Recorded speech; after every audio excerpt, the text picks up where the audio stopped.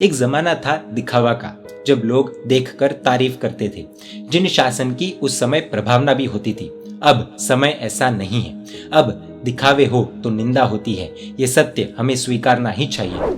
जैन धर्म में हर साल 400-500 जितनी नई दीक्षाएं होती है। तारीख 13 दिसंबर को आंध्र प्रदेश के गुंटूर शहर में मुमुक्षु हेमू भाई की दीक्षा हुई। वो दीक्षा देखने जैसी थी, और ये दीक्षा क्यों एक अनोखी और ऐतिहासिक दीक्षा बनी, ये जानने जैसा है। अगर आप ये वीडियो शेयर करते हैं तो शायद किसी के कुछ काम भी आ जाए, तो बने रहिए इस वीडियो के अंत तक। युग प्रधान आचार्य सम परम पूज्य पन्यास प्रवर श्री चंद्रशेखर विजय जी महाराज साहिब के शिष्य पूज्य मुनिराज श्री गुणहंस विजय जी महाराज साहिब की निश्रा में दीक्षा का सैटरडे संडे मंडे 3 दिन का महोत्सव था। शनिवार सुबह 9 से 12 बजे उपकरण वंदनावली का कार्यक्रम था। उस कार्यक्रम में ही सभी उपकरण के चढ़ावे अलग अलग प्रकार की विशिष्ट आराधना में बुलाए गए। हर एक उपकरण का चढ़ावा 4-4 लोगों को दिया गया। एक श्रावक भाई, एक श्राविका बहन, एक 14 वर्ष तक का बच्चा और एक 14 वर्ष तक की बच्ची। ये चारों को वो उपकरण दीक्षा के दिन वहराने का लाभ मिला।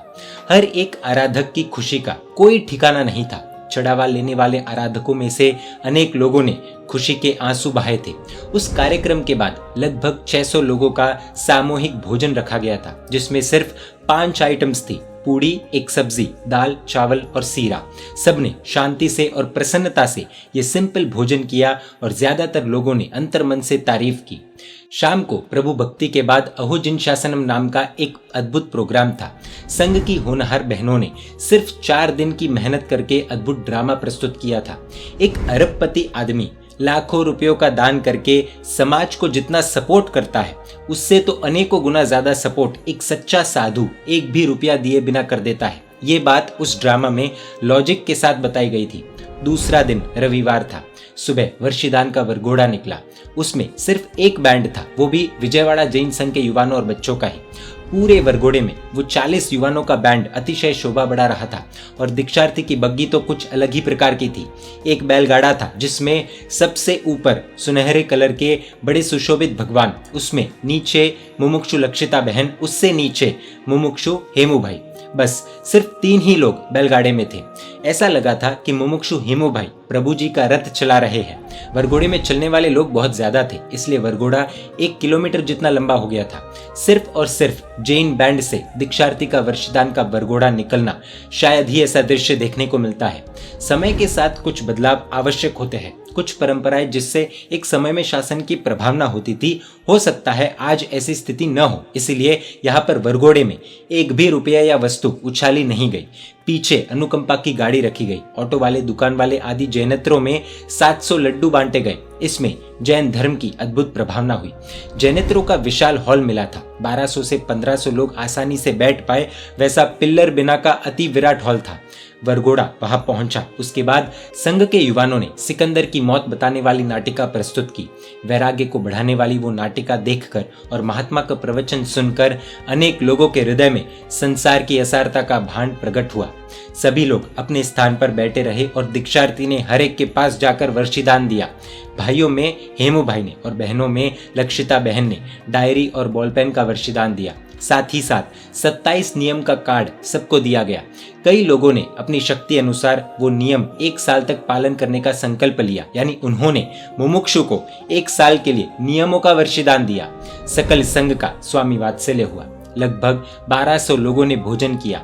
इतना बड़ा दिन था, बाहर गांव से कितने लोग पधारे होंगे, सोचने जैसा है। लेकिन स्वामी वात्सल्य में सिर्फ 4 आइटम्स ही रखी गई थी: दाल, बाटी, मावा, पुलाव। लोगों ने फिर से तारीफ की कि ऐसी व्यवस्था का मार्गदर्शन करने वाले महात्मा और मानने वाले संघ की खूब खूब अनुमोदना। दोपहर को 2:30 से 4 बजे जैनेत्रों का प्रोग्राम रखा गया था। डॉक्टर, वकील, जज, आरएसएस के सदस्य आदि सबको आमंत्रण दिया गया था। 500 लोगों के आने की संभावना थी। लगभग 150 लोग आए, कोई बात नहीं, लेकिन उन्हें सरल भाषा में समझाया गया कि जैन दीक्षा क्या होती है, जैन साधु कैसे होते हैं, क्या कुछ करते हैं आदि। सबको जानकर बहुत खुशी हुई और इनके लिए भी भोजन की व्यवस्था रखी गई थी। उसी दिन यानी कि रविवार शाम को जो विदाई समारोह हुआ था, वो तो सच में देखने जैसा था। गुंटूर की बहनों ने हेमू भाई की जिंदगी के ऊपर नाटिका प्रस्तुत की थी। जो इतनी दर्द भरी थी कि सैकड़ों लोगों ने आंसू की धारा बहाई। हर एक के मुख में एक ही बात थी कि ये दीक्षार्थी के परिवार वालों ने और दीक्षार्थी ने कितने भयानक दुख सहन किए, फिर भी वो धर्म में कितने दृढ़ रहे। ये तो सचमुच आश्चर्य है। दीक्षा का दिन तो बहुत अद्भुत रहा।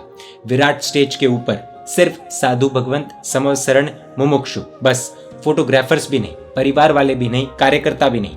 इसी कारण से हर एक व्यक्ति को तमाम विधि संपूर्ण रूप से देखने को मिली। महात्मा ने विधि का अर्थ भी समझाया, प्रवचन भी दिया। हर एक बात सभी को शांति से समझने को मिली, क्योंकि अनुशासन का पूरा ध्यान रखा गया था। एक ये भी बात थी कि 3 दिन के कार्यक्रम में गुंटूर के अभिषेक भाई एंड टीम ने मोबाइल को म्यूजिक सिस्टम से कनेक्ट करके संयम आदि के गीत बजाए। ऐसा लग रहा था कि 15-15 बड़े बड़े सिंगर्स हाजिर थे।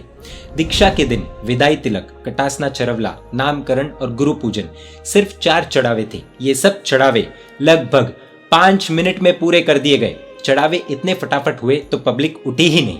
दीक्षा के दिन भी स्वामी वात्सल्य था। उसमें भी 4 ही आइटम्स थी, पराठा, सब्जी, दूधी का हलवा और पुलाव। पूज्य नीतिसूरी समुदाय के शासन प्रभाविका साध्वी जी भगवंत अक्षय प्रज्ञाश्री जी महाराज साहिब ने दीक्षार्थी परिवार पर अनंत उपकार किए थे। उनका 6 महीने पहले ही कोरोना के कारण कालधर्म हुआ था। उनके तमाम शिष्या साध्वी जी भगवंत दीक्षा में हाजिर थे। पूज्य गुणहंस विजय जी महाराज साहिब ने नूतन दीक्षित का नाम उनके उपकारी साध्वी जी भगवंत के नाम से ही रखा, मुनिराज श्री अक्षय प्रज्ञ विजय जी महाराज साहिब। उस वक्त सभी साध्वी जी भगवंत अपने गुरुजी का नाम इस तरह जीवंत होने से खुशी से रो पड़े थे। बारगांव के 150 से 200 मेहमानों को गुंटूर संघ के लोगों ने अपने अपने घरों में रुकवाया एवं धर्मशाला में भी व्यवस्था की थी। होटल का तो सोचा तक नहीं। संघ की इस महानता को लाखों वंदन। संघ में 4 थुई वाले, 3 थुई वाले, तपागज, खरतरगज सब है। सब ने इस दीक्षा में भरपूर उत्साह के साथ भाग लिया। इतनी भव्य दीक्षा का संपूर्ण खर्च हुआ 11 लाख रुपए। संघ के 400 घरों में गुड़ की प्रभावना घर घर जाकर दी गई। रविवार एवं सोमवार के दोनों स्वामी वात्सल्य बिठाकर करवाए गए। संघ के युवान युवतियों ने ही पुरस्कारी की। आश्चर्य इस बात का था कि गुरु भगवंत को लगा कि अमुक खर्चा और कम कर सकते हैं। 8 लाख रुपए में दीक्षा एकदम अच्छे ढंग से हो सकती थी, ऐसा उनका मानना था। सभी उपकरणों के नखरे फिक्स रखे गए थे। कईयों ने लाभ लिया और इसमें लकी ड्रॉ के माध्यम से जिनका नाम निकला उनको उपकरण वहराने का लाभ प्राप्त हुआ। नकरों की एवं 4 चढ़ावों की उपज कुल 16 लाख के आसपास हुई। ये रकम श्री संघ में साधु साध्वी जी भगवंतों के वैयावच आदि में यूज होगी। श्री संघ में ही 20,000 रुपए में अति मनोहर और विशाल नाण बनाई गई थी, जो दीक्षा में यूज की गई और भविष्य में भी अनेक कार्यों में उपयोग में ली जाएगी। एक जमाना था दिखावा का, जब लोग देखकर तारीफ करते थे, जिन शासन की उस समय प्रभावना भी होती थी। अब समय ऐसा नहीं है। अब दिखावे हो तो निंदा होती है। ये सत्य हमें स्वीकारना ही चाहिए। दीक्षा तो भव्य होनी ही चाहिए, लेकिन कुछ विषयों पर संघ में, समाज में सादगी की जरूरत है। इन विषयों में दिखावा बंद करने की भी जरूरत है। हम सब आपस में चर्चा करते हैं तब ये सब बातें करते ही है। हाँ, जब अपने पर आए तो इतनी हिम्मत नहीं होती। हम ये नहीं कह रहे हैं कि ये जो दीक्षा हुई है वो 100% परफेक्ट हुई है। इसमें भी अनेक सुधार हो सकते हैं, लेकिन हम सभी को एक नया रास्ता मिले इसलिए ये घटना बताई गई है। किसी को तो साहस संघर्ष करना ही पड़ेगा। हम भले ये कर पाए या न कर पाए, कम से कम हम सब मिलकर ये सत्य को अपनाएं और ऐसा साहस करने वालों को सपोर्ट तो कर ही सकते हैं। इन शॉर्ट, अनावश्यक दिखावा अब बंद करने की जरूरत है और सादगी समय की मांग है।